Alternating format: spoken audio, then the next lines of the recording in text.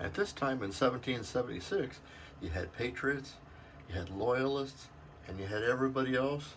And under all that, who's keeping things moving? Let's talk about that. Welcome back, my friends. Today we're thinking about how things were going in 1776. Tensions were really starting to run high, and you had factions all over the place. Kind of a divided culture in America. Well, you had patriots who were very much on the side of American independence. You had loyalists who thought maybe we should still get along with the crown. Maybe they didn't like how things were going along, but they thought maybe we could work it out. And then you had everybody else, people who were just trying to keep their head down and not get in any trouble. And I'm thinking who the people were that was like. And that would be people that everybody touched. And you know, the granddaddy of all those people, or the person who touched the most lives, in my view, were blacksmiths. Because everybody needed their equipment fixed. They needed horses shod. They needed all the stuff that he did. And he was pretty much the center of commerce as far as how things worked back in those days. Because he supplied the cooper who made barrels with the hoops to keep the barrels together, and he supplied the ironwork for the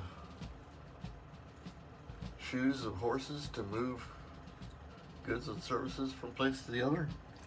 Of course, he made guns. He made nails, everything. And everybody needed him. The British needed them because they had horses too. And they had all kinds of equipment. And the Loyalists, of course, merchants of all stripes, farmers. He was it. And can you imagine trying to keep your political views close to the vest when you have all these people with political views or views on how things were going circling around you all day, every day, and not letting it slip? That's kind of like in today's thoughts, or in today's society, that'd be kind of like barbers. They're sitting in the chair, you got people coming in, and of course you're working on them, but they have their views. They're striking up kind of a conversation because you're standing there cutting their hair, and you just have to. They had to be super careful to not let their own views slip, at least early on here. The things that we're thinking about at this time in the Revolution, which would be the late spring, early summer of 1776. You just had all kinds of things happening all at once. The fellow had to be pretty careful with his tongue in those days. We're going to be thinking about other trades here in the next couple days or next couple shaves of what we'll call the indispensable trades. People who whether you're a loyalist or a patriot or anything in between, or the people just keeping their heads down, because life in general during the revolution, there was a lot going on, but a lot of time it was just inconvenient because you couldn't get things to happen, because there were still a lot of people who weren't fighting the war. And those are the people that I'm kind of interested in seeing how they lived at that time. So we'll talk about those things in the next couple of shaves. Got a pretty good shave today. We're following up from that 5-bladed thing last time, and we were concerned about how that turned out, and it didn't do bad.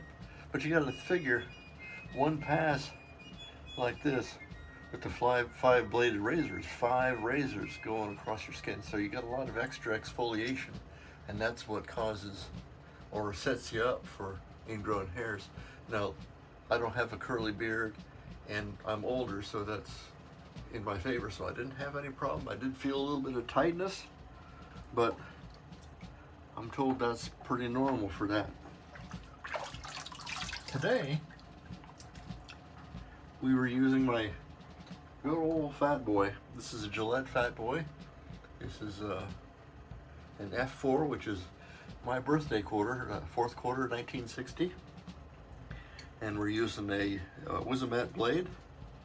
We used the same soap as we did last time for the 5-blade challenge. And today we're using Lucky Tiger. Let's see how the Alum gives any feedback as far as, and there isn't much. There's a little bit of a buzz, but you get that, and it just tells me that it's taking care of that. Alum's good for you. Well, that's the Lucky Tiger's bay rum, and that's some pretty good stuff too. Thank you guys for watching. This is just kind of a quick kind of setting us up for our next few shaves. But if you have any suggestions or comments, please leave those in the comments section. I'm Major Rich. You find me at shavingcottery.com. If you made it this far, thank you so much for watching. Please leave a like, subscribe if you're so inclined, and we'll see you next time.